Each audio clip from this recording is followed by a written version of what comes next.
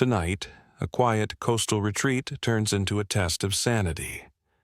Are you ready to hear one of the most chilling ghost stories in English literature, presented here as a full audiobook, M.R. James's "Oh Whistle, and I'll Come to You, My Lad"? Keep the lights low, listen for the wind outside your window, and remember that sometimes what answers a call is not meant to be met. After this, you may never sleep easy in a strange room again. Now, let's begin. I suppose you will be getting away pretty soon. Now, fall term is over, Professor, said a person not in the story to the professor of ontography, soon after they had sat down next to each other at a feast in the hospitable hall of St. James's College. The professor was young, neat, and precise in speech. "Yes," he said, "my friends have been making me take up golf this term, and I mean to go to the East Coast, in point of fact to Burnstow, I dare say you know it, for a week or 10 days, to improve my game. I hope to get off tomorrow."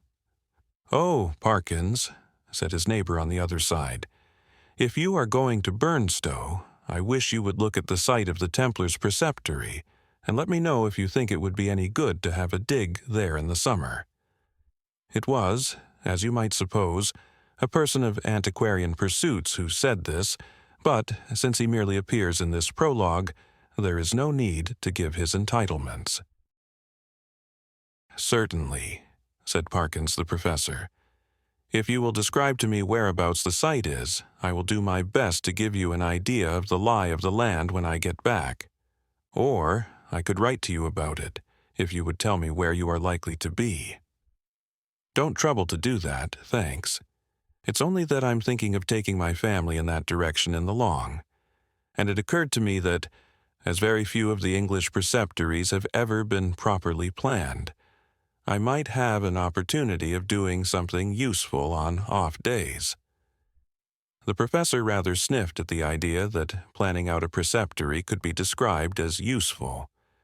His neighbor continued, "The site, I doubt if there is anything showing above ground, must be down quite close to the beach now. The sea has encroached tremendously, as you know, all along that bit of coast. I should think, from the map, that it must be about 3/4 of a mile from the Globe Inn, at the north end of the town. Where are you going to stay?" "Well, at the Globe Inn, as a matter of fact," said Parkins. "I have engaged a room there. I couldn't get in anywhere else. Most of the lodging houses are shut up in winter, it seems. And, as it is, they tell me that the only room of any size I can have is really a double-bedded one, and that they haven't a corner in which to store the other bed, and so on. But I must have a fairly large room, for I am taking some books down, and mean to do a bit of work. And though I don't quite fancy having an empty bed, not to speak of two, in what I may call for the time being my study, I suppose I can manage to rough it for the short time I shall be there." "Do you call having an extra bed in your room roughing it?" "Parkins," said a bluff person opposite, "look here, I shall come down and occupy it for a bit. It'll be company for you." The professor quivered, but managed to laugh in a courteous manner. "By all means, Rogers, there's nothing I should like better. But I'm afraid you would find it rather dull. You don't play golf, do you?" "No, thank heaven," said rude Mr. Rogers. "Well, you see, when I'm not writing, I shall most likely be out on the links, and that, as I say, would be rather dull for you, I'm afraid." "Oh, I don't know. There's certain to be somebody I know in the place, but of course, if you don't want me, speak the word. Parkins, I shan't be offended. Truth, as you always tell us, is never offensive." Parkins was indeed scrupulously polite and strictly truthful. It is to be feared that Mr. Rogers sometimes practiced upon his knowledge of these characteristics. In Parkins's breast there was a conflict now raging, which for a moment or two did not allow him to answer. That interval being over, he said, "Well, if you want the exact truth, Rogers, I was considering whether the room I speak of would really be large enough to accommodate us both comfortably, and also whether, mind, I shouldn't have said this if you hadn't pressed me, you would not constitute something in the nature of a hindrance to my work." Rogers laughed loudly. "Well done, Parkins," he said. "It's all right. I promise not to interrupt your work. Don't you disturb yourself about that." "No, I won't come if you don't want me, but I thought I should do so nicely to keep the ghosts off." Here he might have been seen to wink and to nudge his next neighbor. Parkins might also have been seen to become pink. "I beg pardon. Parkins," Rogers continued, "I oughtn't to have said that. I forgot you didn't like levity on these topics." "Well," Parkins said, "as you have mentioned the matter, I freely own that I do not like careless talk about what you call ghosts. A man in my position," he went on, raising his voice a little, "cannot, I find, be too careful about appearing to sanction the current beliefs on such subjects. As you know, Rogers, or as you ought to know, for I think I have never concealed my views." "No, you certainly have not, old man," put in Rogers sotto voce. "I hold that any semblance, any appearance of concession to the view that such things might exist, is equivalent to a renunciation of all that I hold most sacred. But I'm afraid I have not succeeded in securing your attention." "Your undivided attention was what Dr. Blimber actually said?" Rogers interrupted, with every appearance of an earnest desire for accuracy. "But I beg your pardon, Parkins, I'm stopping you." "No, not at all," said Parkins. "I don't remember Blimber. Perhaps he was before my time, but I needn't go on. I'm sure you know what I mean." Yes," said Rogers, rather hastily. "Just so. We'll go into it fully at Burnstow or somewhere." In repeating the above dialogue, I have tried to give the impression which it made on me, that Parkins was something of an old woman, rather hen-like, perhaps, in his little ways, totally destitute, alas, of the sense of humor, but at the same time dauntless and sincere in his convictions, and a man deserving of the greatest respect. Whether or not the reader has gathered so much, that was the character which Parkins had. On the following day Parkins did, as he had hoped, succeed in getting away from his college and in arriving at Burnstow. He was made welcome at the Globe Inn, was safely installed in the large double-bedded room of which we have heard, and was able before retiring to rest to arrange his materials for work in apple pie order upon a commodious table which occupied the outer end of the room, and was surrounded on 3 sides by windows looking out seaward. That is to say, the central window looked straight out to sea, and those on the left and right commanded prospects along the shore to the north and south respectively. On the south you saw the village of Burnstow. On the north no houses were to be seen, but only the beach and the low cliff backing it. Immediately in front was a strip, not considerable, of rough grass dotted with old anchors, capstans, and so forth. Then a broad path, then the beach. Whatever may have been the original distance between the Globe Inn and the sea, not more than 60 yards now separated them. The rest of the population of the inn was, of course, a golfing one, and included few elements that call for a special description. The most conspicuous figure was, perhaps, that of an ancien militaire, secretary of a London club, and possessed of a voice of incredible strength, and of views of a pronouncedly Protestant type. These were apt to find utterance after his attendance upon the ministrations of the vicar. An estimable man with inclinations towards a picturesque ritual, which he gallantly kept down as far as he could out of deference to East Anglian tradition. Professor Parkins, one of whose principal characteristics was pluck, spent the greater part of the day following his arrival at Burnstow in what he had called improving his game, in company with this Colonel Wilson, and during the afternoon, whether the process of improvement were to blame or not, I am not sure. The colonel's demeanor assumed a coloring so lurid that even Parkins jibbed at the thought of walking home with him from the links. He determined, after a short and furtive look at that bristling mustache and those incarnadined features, that it would be wiser to allow the influences of tea and tobacco to do what they could with the colonel before the dinner hour should render a meeting inevitable. I might walk home tonight along the beach, he reflected. Yes, and take a look. There will be light enough for that, at the ruins of which Disney was talking. I don't exactly know where they are, by the way, but I expect I can hardly help stumbling on them.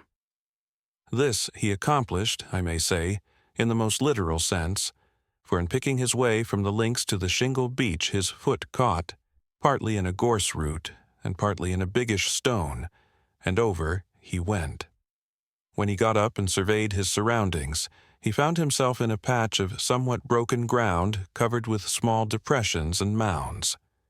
These latter, when he came to examine them, proved to be simply masses of flints embedded in mortar and grown over with turf. He must, he quite rightly concluded, be on the site of the preceptory he had promised to look at. It seemed not unlikely to reward the spade of the explorer. Enough of the foundations was probably left at no great depth to throw a good deal of light on the general plan. He remembered vaguely that the Templars, to whom this site had belonged, were in the habit of building round churches, and he thought a particular series of the humps or mounds near him did appear to be arranged in something of a circular form. Few people can resist the temptation to try a little amateur research in a department quite outside their own, if only for the satisfaction of showing how successful they would have been had they only taken it up seriously. Our professor, however, if he felt something of this mean desire, was also truly anxious to oblige Mr. Disney. So he paced with care the circular area he had noticed, and wrote down its rough dimensions in his pocketbook. Then he proceeded to examine an oblong eminence which lay east of the center of the circle, and seemed to his thinking likely to be the base of a platform or altar.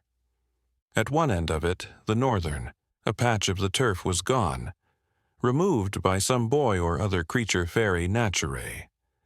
It might, he thought, be as well to probe the soil here for evidences of masonry, and he took out his knife and began scraping away the earth. And now followed another little discovery. A portion of soil fell inward as he scraped, and disclosed a small cavity. He lighted one match after another to help him to see of what nature the hole was, but the wind was too strong for them all. By tapping and scratching the sides with his knife, however, he was able to make out that it must be an artificial hole in masonry. It was rectangular, and the sides, top and bottom, if not actually plastered, were smooth and regular. Of course, it was empty? No. As he withdrew the knife, he heard a metallic clink, and when he introduced his hand, it met with a cylindrical object lying on the floor of the hole. Naturally enough, he picked it up, and when he brought it into the light, now fast fading, he could see that it, too, was of man's making, a metal tube about 4 inches long, and evidently of some considerable age. By the time Parkins had made sure that there was nothing else in this odd receptacle, it was too late and too dark for him to think of undertaking any further search. What he had done had proved so unexpectedly interesting that he determined to sacrifice a little more of the daylight on the morrow to archaeology. The object, which he now had safe in his pocket, was bound to be of some slight value at least, he felt sure. Bleak and solemn was the view on which he took a last look before starting homeward. A faint yellow light in the west showed the links, on which a few figures moving towards the clubhouse were still visible. The squat Martello Tower, the lights of Aldsey Village, the pale ribbon of sands intersected at intervals by black wooden groins, the dim and murmuring sea. The wind was bitter from the north, but was at his back when he set out for the globe. He quickly rattled and clashed through the shingle and gained the sand, upon which, but for the groins which had to be got over every few yards, the going was both good and quiet. One last look behind to measure the distance he had made since leaving the ruined Templar's church showed him a prospect of company on his walk, in the shape of a rather indistinct personage who seemed to be making great efforts to catch up with him, but made little, if any, progress. I mean that there was an appearance of running about his movements, but that the distance between him and Parkins did not seem materially to lessen. So, at least, Parkins thought, and decided that he almost certainly did not know him, and that it would be absurd to wait until he came up. For all that, company, he began to think, would really be very welcome on that lonely shore, if only you could choose your companion. In his unenlightened days, he had read of meetings in such places which even now would hardly bear thinking of. He went on thinking of them, however, until he reached home, and particularly of one which catches most people's fancy at some time of their childhood. Now, I saw in my dream that Christian had gone but a very little way when he saw a foul fiend coming over the field to meet him. What should I do now? He thought, if I looked back and caught sight of a black figure sharply defined against the yellow sky, and saw that it had horns and wings. I wonder whether I should stand or run for it. Luckily, the gentleman behind is not of that kind, and he seems to be about as far off now as when I saw him first. Well, at this rate, he won't get his dinner as soon as I shall. And dear me, it's within a quarter of an hour of the time now. I must run. Parkins had, in fact, very little time for dressing when he met the colonel at dinner. Peace, or as much of her as that gentleman could manage, reigned once more in the military bosom. Nor was she put to flight in the hours of bridge that followed dinner, for Parkins was a more than respectable player. When, therefore, he retired towards 12 o'clock, he felt that he had spent his evening in quite a satisfactory way, and that even for so long as a fortnight or 3 weeks, life at the Globe would be supportable under similar conditions. Especially, thought he, if I go on improving my game. As he went along the passages, he met the boots of the Globe, who stopped and said, "Beg your pardon, sir, but as I was a-brushing your coat just now, there was something fell out of the pocket. I put it on your chest of drawers, sir, in your room, sir. A piece of a pipe or something of that, sir. Thank you, sir. You'll find it on your chest of drawers, sir. Yes, sir. Good night, sir." The speech served to remind Parkins of his little discovery of that afternoon. It was with some considerable curiosity that he turned it over by the light of his candles. It was of bronze, he now saw, and was shaped very much after the manner of the modern dog whistle. In fact, it was, yes, certainly it was, actually no more nor less than a whistle. He put it to his lips, but it was quite full of a fine, caked-up sand or earth, which would not yield to knocking, but must be loosened with a knife. Tidy as ever in his habits. Parkins cleared out the earth onto a piece of paper and took the latter to the window to empty it out. The night was clear and bright, as he saw when he had opened the casement, and he stopped for an instant to look at the sea and note a belated wanderer stationed on the shore in front of the inn. Then he shut the window, a little surprised at the late hours people kept at Burnstow, and took his whistle to the light again. Why, surely there were marks on it, and not merely marks, but letters. A very little rubbing rendered the deeply cut inscription quite legible, but the professor had to confess, after some earnest thought, that the meaning of it was as obscure to him as the writing on the wall to Belshazzar. There were legends, both on the front and on the back of the whistle. The one read thus, "Fla fer bis fla." The other, "Quis est iste qui venet." I ought to be able to make it out, he thought, but I suppose I am a little rusty in my Latin. When I come to think of it, I don't believe I even know the word for a whistle. The long one does seem simple enough. It ought to mean, "Who is this who is coming?" Well, the best way to find out is evidently to whistle for him. He blew tentatively and stopped suddenly, startled and yet pleased at the note he had elicited. It had a quality of infinite distance in it, and, soft as it was, he somehow felt it must be audible for miles round. It was a sound, too, that seemed to have the power, which many scents possess, of forming pictures in the brain. He saw quite clearly for a moment a vision of a wide, dark expanse at night, with a fresh wind blowing, and in the midst a lonely figure. How employed, he could not tell. Perhaps he would have seen more had not the picture been broken by the sudden surge of a gust of wind against his casement, so sudden that it made him look up, just in time to see the white glint of a seabird's wing somewhere outside the dark panes.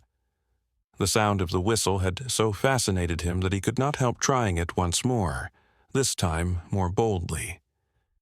The note was little, if at all, louder than before, and repetition broke the illusion. No picture followed, as he had half hoped it might. But what is this? Goodness! What force the wind can get up in a few minutes! What a tremendous gust! There! I knew that window fastening was no use. Ah, I thought so. Both candles out. It's enough to tear the room to pieces. The first thing was to get the window shut. While you might count 20, Parkins was struggling with the small casement, and felt almost as if he were pushing back a sturdy burglar, so strong was the pressure. It slackened all at once, and the window banged to and latched itself. Now to relight the candles and see what damage, if any, had been done. No, nothing seemed amiss.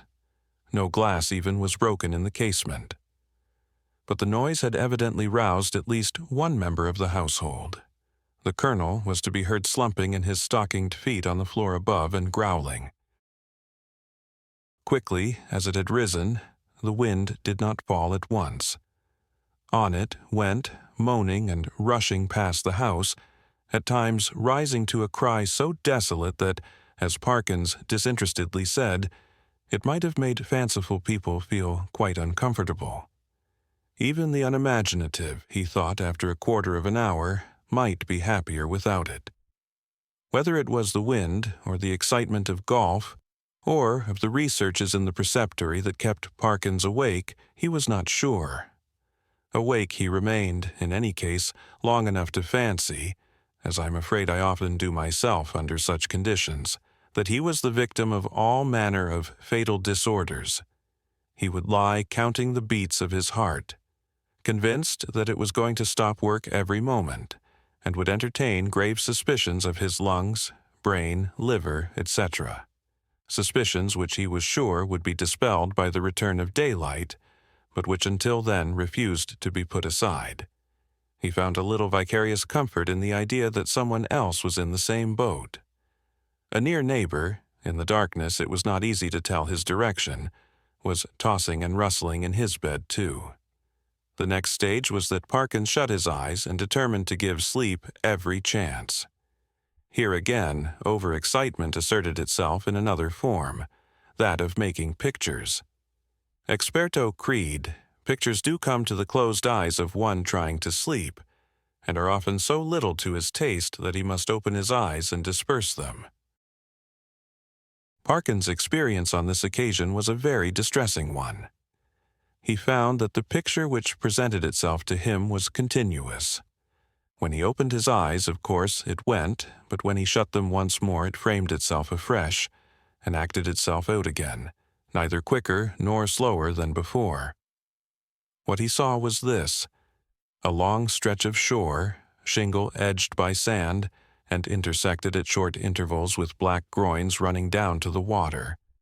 A scene, in fact, so like that of his afternoon's walk that, in the absence of any landmark, it could not be distinguished therefrom. The light was obscure, conveying an impression of gathering storm, late winter evening, and slight cold rain. On this bleak stage at first no actor was visible. Then, in the distance, a bobbing black object appeared. A moment more, and it was a man running, jumping, clambering over the groins, and every few seconds looking eagerly back. The nearer he came, the more obvious it was that he was not only anxious, but even terribly frightened, though his face was not to be distinguished. He was, moreover, almost at the end of his strength. On he came. Each successive obstacle seemed to cause him more difficulty than the last. "Will he get over this next one?" thought Parkins. "It seems a little higher than the others." Yes, half climbing, half throwing himself, he did get over, and fell all in a heap on the other side, the side nearest to the spectator. There, as if really unable to get up again, he remained crouching under the groin, looking up in an attitude of painful anxiety. So far, no cause whatever for the fear of the runner had been shown, but now there began to be seen, far up the shore, a little flicker of something light-colored moving to and fro with great swiftness and irregularity. Rapidly growing larger, it, too, declared itself as a figure in pale, fluttering draperies, ill-defined. There was something about its motion which made Parkins very unwilling to see it at close quarters. It would stop, raise arms, bow itself toward the sand, then run stooping across the beach to the water edge and back again, and then, rising upright, once more continue its course forward at a speed that was startling and terrifying. The moment came when the pursuer was hovering about from left to right, only a few yards beyond the groin where the runner lay in hiding. After 2 or 3 ineffectual castings hither and thither, it came to a stop, stood upright, with arms raised high, and then darted straight forward towards the groin. It was at this point that Parkins always failed in his resolution to keep his eyes shut. With many misgivings as to incipient failure of eyesight, overworked brain, excessive smoking, and so on, he finally resigned himself to light his candle, get out a book, and pass the night waking, rather than be tormented by this persistent panorama, which he saw clearly enough could only be a morbid reflection of his walk and his thoughts on that very day. The scraping of match on box and the glare of light must have startled some creatures of the night, rats or what not, which he heard scurry across the floor from the side of his bed with much rustling. Dear, dear, the match is out. Fool that it is. But the second one burnt better, and a candle and book were duly procured, over which Parkins pored till sleep of a wholesome kind came upon him, and that in no long space. For about the first time in his orderly and prudent life he forgot to blow out the candle, and when he was called next morning at 8 there was still a flicker in the socket, and a sad mess of guttered grease on the top of the little table. After breakfast, he was in his room, putting the finishing touches to his golfing costume. Fortune had again allotted the colonel to him for a partner, when one of the maids came in. "Oh, if you please," she said. "Would you like any extra blankets on your bed, sir?" "Ah, thank you," said Parkins. "Yes, I think I should like one. It seems likely to turn rather colder." In a very short time the maid was back with the blanket. "Which bed should I put it on, sir?" she asked. "What?" "Why, that one, the one I slept in last night," he said, pointing to it. "Oh, yes. I beg your pardon, sir, but you seem to have tried both of 'em. Leastways, we had to make 'em both up this morning." "Really? How very absurd," said Parkins. "I certainly never touched the other, except to lay some things on it." "Did it actually seem to have been slept in?" "Oh, yes, sir," said the maid. "Why, all the things was crumpled and throwed about all ways, if you'll excuse me, sir. Quite as if anyone hadn't passed but a very poor night, sir." "Dear me," said Parkins. "Well, I may have disordered it more than I thought when I unpacked my things. I'm very sorry to have given you the extra trouble. I'm sure.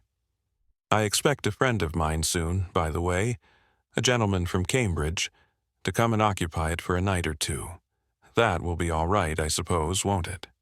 "Oh, yes, to be sure, sir. Thank you, sir. It's no trouble." "I'm sure," said the maid, and departed to giggle with her colleagues. Parkins set forth with a stern determination to improve his game. I am glad to be able to report that he succeeded so far in this enterprise that the colonel, who had been rather repining at the prospect of a second day's play in his company, became quite chatty as the morning advanced, and his voice boomed out over the flats, as certain also of our own minor poets have said, like some great Borden in a minster tower. "Extraordinary wind that we had last night," he said. "In my old home we should have said someone had been whistling for it." "Should you, indeed?" said Parkins. "Is there a superstition of that kind still current in your part of the country?" "I don't know about superstition," said the colonel. "They believe in it all over Denmark and Norway, as well as on the Yorkshire coast. And my experience is, mind you, that there's generally something at the bottom of what these country folk hold to and have held to for generations. But it's your drive, or whatever it might have been. The golfing reader will have to imagine appropriate digressions at the proper intervals." When conversation was resumed, Parkins said, with a slight hesitancy, "Apropos of what you were saying just now, Colonel, I think I ought to tell you that my own views on such subjects are very strong. I am, in fact, a convinced disbeliever in what is called the supernatural." "What?" said the colonel. "Do you mean to tell me you don't believe in second sight or ghosts or anything of that kind?" "In nothing whatever of that kind," returned Parkins firmly. "Well," said the colonel, "but it appears to me at that rate, sir, that you must be little better than a Sadducee." Parkins was on the point of answering that, in his opinion, the Sadducees were the most sensible persons he had ever read of in the Old Testament, but, feeling some doubt as to whether much mention of them was to be found in that work, he preferred to laugh the accusation off. "Perhaps I am," he said, "but, here, give me my cleek, boy. Excuse me one moment. Colonel." A short interval. "Now, as to whistling for the wind, let me give you my theory about it. The laws which govern winds are really not at all perfectly known. To fisher folk and such, of course, not known at all. A man or woman of eccentric habits, perhaps, or a stranger, is seen repeatedly on the beach at some unusual hour, and is heard whistling. Soon afterwards a violent wind rises. A man who could read the sky perfectly, or who possessed a barometer, could have foretold that it would. The simple people of a fishing village have no barometers, and only a few rough rules for prophesying weather. What more natural than that the eccentric personage I postulated should be regarded as having raised the wind, or that he or she should clutch eagerly at the reputation of being able to do so? Now, take last night's wind. As it happens, I myself was whistling. I blew a whistle twice, and the wind seemed to come absolutely in answer to my call. If anyone had seen me, the audience had been a little restive under this harangue, and Parkins had, I fear, fallen somewhat into the tone of a lecturer. But at the last sentence the colonel stopped. "Whistling, were you?" he said. "And what sort of whistle did you use? Play this stroke first." Interval. "About that whistle you were asking. Colonel, it's rather a curious one. I have it in my... No, I see I've left in it my room. As a matter of fact, I found it yesterday." And then Parkins narrated the manner of his discovery of the whistle, upon hearing which the colonel grunted, and opined that in Parkins' place he should himself be careful about using a thing that had belonged to a set of papists, of whom, speaking generally, it might be affirmed that you never knew what they might not have been up to. From this topic he diverged to the enormities of the vicar, who had given notice on the previous Sunday that Friday would be the feast of St. Thomas the Apostle, and that there would be service at 11 o'clock in the church. This and other similar proceedings constituted, in the colonel's view, a strong presumption that the vicar was a concealed papist, if not a Jesuit, and Parkins, who could not very readily follow the colonel in this region, did not disagree with him. In fact, they got on so well together in the morning that there was no talk on either side of their separating after lunch. Both continued to play well during the afternoon, or, at least, well enough to make them forget everything else until the light began to fail them. Not until then did Parkins remember that he had meant to do some more investigating at the preceptory. But it was of no great importance, he reflected. One day was as good as another. He might as well go home with the colonel. As they turned the corner of the house, the colonel was almost knocked down by a boy who rushed into him at the very top of his speed, and then, instead of running away, remained hanging on to him and panting. The first words of the warrior were naturally those of reproof and objurgation, but he very quickly discerned that the boy was almost speechless with fright. Inquiries were useless at first. When the boy got his breath, he began to howl, and still clung to the colonel's legs. He was at last detached, but continued to howl. "What in the world is the matter with you? What have you been up to? What have you seen?" said the two men. "Ow, I seen it wive at me out of the winder," wailed the boy, "and I don't like it." "What window?" said the irritated colonel. "Come, pull yourself together, my boy." "The front winder it was, at the hotel," said the boy. At this point, Parkins was in favor of sending the boy home, but the colonel refused. He wanted to get to the bottom of it, he said. It was most dangerous to give a boy such a fright as this one had had, and if it turned out that people had been playing jokes, they should suffer for it in some way. And by a series of questions he made out this story. The boy had been playing about on the grass in front of the globe with some others. Then they had gone home to their teas, and he was just going, when he happened to look up at the front window and see it a-wiving at him. It seemed to be a figure of some sort, in white as far as he knew. Couldn't see its face, but it wived at him, and it warn't a right thing. Not to say not a right person. Was there a light in the room? No, he didn't think to look if there was a light. Which was the window? Was it the top one or the second one? The second one it was. The big winder, what got two little uns at the sides. "Very well, my boy," said the colonel, after a few more questions. "You run away home now. I expect it was some person trying to give you a start. Another time, like a brave English boy, you just throw a stone. Well, no, not that exactly, but you go and speak to the waiter, or to Mr. Simpson, the landlord, and say that I advised you to do so." The boy's face expressed some of the doubt he felt as to the likelihood of Mr. Simpson's lending a favorable ear to his complaint, but the colonel did not appear to perceive this, and went on. "And here's a sixpence. No, I see it's a shilling, and you be off home and don't think any more about it." The youth hurried off with agitated thanks, and the colonel and Parkins went round to the front of the globe and reconnoitered. There was only one window answering to the description they had been hearing. "Well, that's curious," said Parkins. "It's evidently my window the lad was talking about. Will you come up for a moment? Colonel Wilson? We ought to be able to see if anyone has been taking liberties in my room." They were soon in the passage, and Parkins made as if to open the door. Then he stopped and felt in his pockets. "This is more serious than I thought," was his next remark. "I remember now that before I started this morning, I locked the door. It is locked now, and what is more, here is the key." And he held it up. "Now," he went on, "if the servants are in the habit of going into one's room during the day when one is away, I can only say that I don't approve of it at all." Conscious of a somewhat weak climax, he busied himself in opening the door, which was indeed locked, and in lighting candles.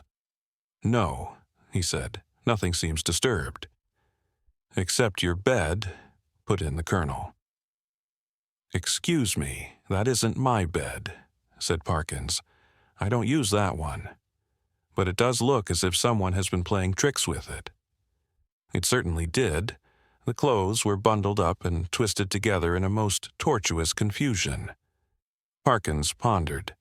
"That must be it," he said at last. "I disordered the clothes last night in unpacking, and they haven't made it since. Perhaps they came in to make it, and that boy saw them through the window. And then they were called away and locked the door after them.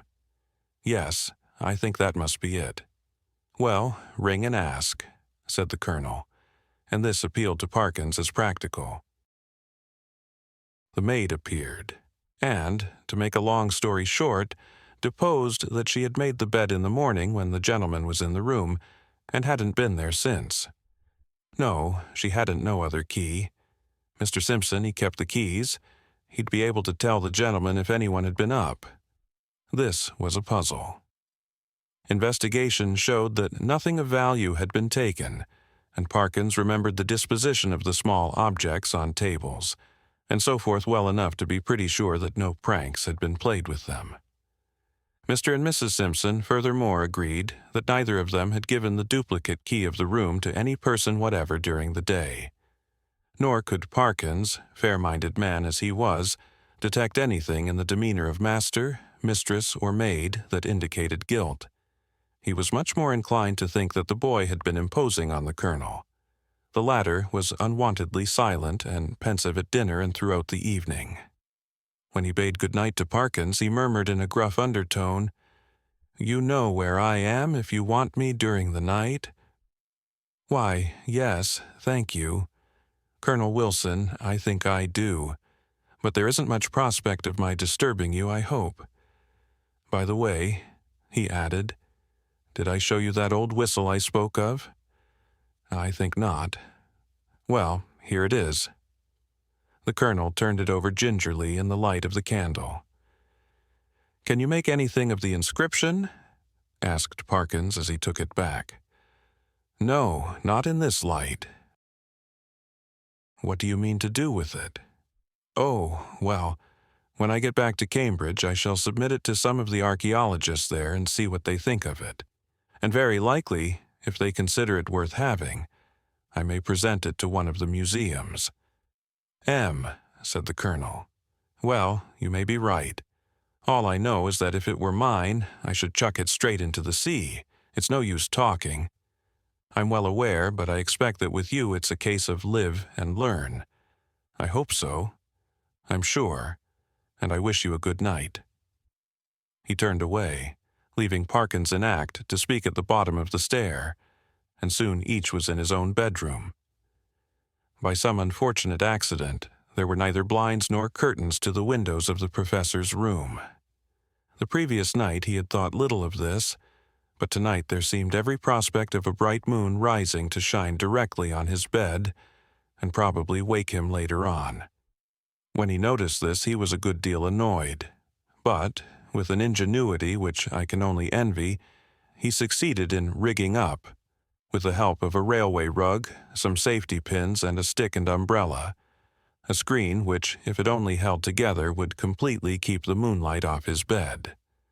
And shortly afterwards he was comfortably in that bed. When he had read a somewhat solid work long enough to produce a decided wish for sleep, he cast a drowsy glance round the room, blew out the candle, and fell back upon the pillow. He must have slept soundly for an hour or more, when a sudden clatter shook him up in a most unwelcome manner. In a moment he realized what had happened. His carefully constructed screen had given way, and a very bright, frosty moon was shining directly on his face. This was highly annoying. Could he possibly get up and reconstruct the screen, or could he manage to sleep if he did not? For some minutes he lay and pondered over the possibilities. Then he turned over sharply, and with all his eyes open lay breathlessly listening. There had been a movement, he was sure, in the empty bed on the opposite side of the room. Tomorrow he would have it moved, for there must be rats or something playing about in it. It was quiet now. No. The commotion began again. There was a rustling and shaking, surely more than any rat could cause. I can figure to myself something of the professor's bewilderment and horror, for I have in a dream 30 years back seen the same thing happen. But the reader will hardly perhaps imagine how dreadful it was to him to see a figure suddenly sit up in what he had known was an empty bed. He was out of his own bed in one bound and made a dash towards the window, where lay his only weapon, the stick with which he had propped his screen. This was, as it turned out, the worst thing he could have done, because the personage in the empty bed, with a sudden smooth motion, slipped from the bed and took up a position, with outspread arms between the two beds and in front of the door. Parkins watched it in a horrid perplexity. Somehow, the idea of getting past it and escaping through the door was intolerable to him. He could not have borne, he didn't know why, to touch it, and as for its touching him, he would sooner dash himself through the window than have that happen. It stood for the moment in a band of dark shadow, and he had not seen what its face was like. Now it began to move, in a stooping posture, and all at once the spectator realized, with some horror and some relief, that it must be blind, for it seemed to feel about it with its muffled arms in a groping and random fashion. Turning half away from him, it became suddenly conscious of the bed he had just left, and darted towards it, and bent over and felt the pillows in a way which made Parkins shudder, as he had never in his life thought it possible. In a very few moments, it seemed to know that the bed was empty, and then, moving forward into the area of light and facing the window, it showed for the first time what manner of thing it was. Parkins, who very much dislikes being questioned about it, did once describe something of it in my hearing, and I gathered that what he chiefly remembers about it is a horrible, an intensely horrible face of crumbled linen. What expression he read upon it he could not or would not tell, but that the fear of it went nigh to maddening him is certain. But he was not at leisure to watch it for long. With formidable quickness it moved into the middle of the room, and, as it groped and waved, one corner of its draperies swept across Parkins's face. He could not, though he knew how perilous a sound was, he could not keep back a cry of disgust, and this gave the searcher an instant clue. It leapt towards him upon the instant, and the next moment he was halfway through the window backwards, uttering cry upon cry at the utmost pitch of his voice, and the linen face was thrust close into his own. At this, almost the last possible second, deliverance came, as you will have guessed. The colonel burst the door open, and was just in time to see the dreadful group at the window. When he reached the figures, only one was left. Parkins sank forward into the room in a faint, and before him on the floor lay a tumbled heap of bedclothes. Colonel Wilson asked no questions, but busied himself in keeping everyone else out of the room and in getting Parkins back to his bed, and himself, wrapped in a rug, occupied the other bed for the rest of the night. Early on the next day Rogers arrived, more welcome than he would have been a day before, and the three of them held a very long consultation in the professor's room. At the end of it, the colonel left the hotel door carrying a small object between his finger and thumb, which he cast as far into the sea as a very brawny arm could send it. Later on, the smoke of a burning ascended from the back premises of the Globe. Exactly what explanation was patched up for the staff and visitors at the hotel, I must confess I do not recollect. The professor was somehow cleared of the ready suspicion of delirium tremens, and the hotel of the reputation of a troubled house. There is not much question as to what would have happened to Parkins if the colonel had not intervened when he did. He would either have fallen out of the window or else lost his wits. But it is not so evident what more the creature that came in answer to the whistle could have done than frighten. There seemed to be absolutely nothing material about it, save the bedclothes of which it had made itself a body. The colonel, who remembered a not very dissimilar occurrence in India, was of opinion that if Parkins had closed with it, it could really have done very little, and that its one power was that of frightening. The whole thing, he said, served to confirm his opinion of the Church of Rome. There is really nothing more to tell. But, as you may imagine, the professor's views on certain points are less clear-cut than they used to be. His nerves, too, have suffered. He cannot even now see a surplice hanging on a door quite unmoved, and the spectacle of a scarecrow in a field late on a winter afternoon has cost him more than one sleepless night.